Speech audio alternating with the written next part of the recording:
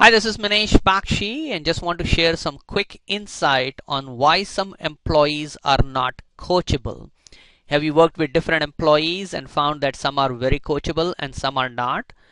Well, let me share with you what I have found. This is about how we respond to outer and inner expectations. So, I'm reading a great book called Before and After by Gretchen Rubin. This book teaches a key concept which I want to share with you today.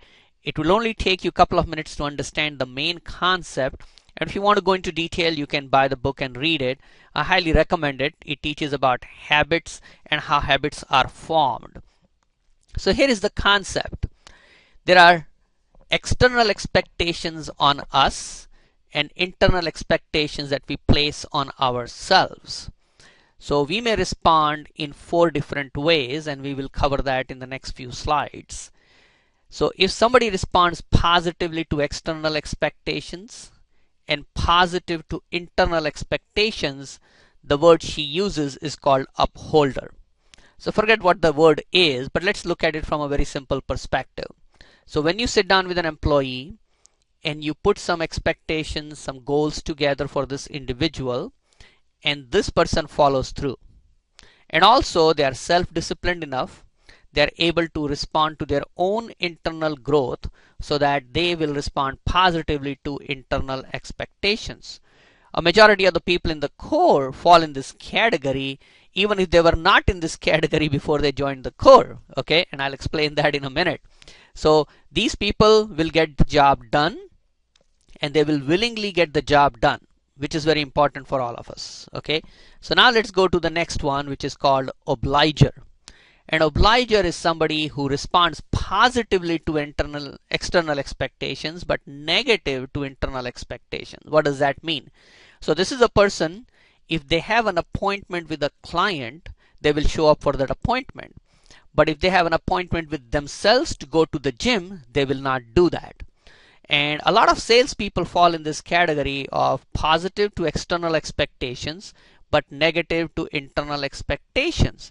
This is a person, if you are coaching them, you want to make sure that you understand that you need to give them detailed external expectations, specific steps, so they will follow through on those steps, because on their own they may not choose to do that. Now the next person is questioner. This is a person who responds negative to external expectations and positive to internal expectations.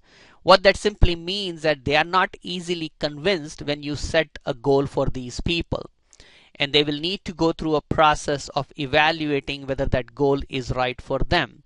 Once they are convinced that this is the right goal for them, they will use their self-will, discipline, everything else in order to follow through on that particular goal. The last but not least is the rebel. This is the one who responds negatively to external expectations and negatively to internal expectations. So what does this person's calendar look like? Totally free form. There is no structure, and they are going to do things in a totally what they would call freedom. Well, you and I know a lot of freedom in business doesn't really do any good, because at the end a structured business day is going to be a lot more productive than unstructured business day. Now how do you respond to these people? Well, you have to challenge them, because rebels like that. You have to show them the benefits of being free but on their terms if they do certain things on a consistent basis. So ask yourself, which box do you fit in right now? And frankly enough, for a long time I've been the rebel guy as well. I like free-form lifestyle. I want to do whatever I want, but the results will never be great for a rebel, because that's not leading a very structured business life. And I've had to conform myself to certain standards, certain expectations in order to get better results. So ask yourself, are you an obliger, upholder, questioner, or a rebel?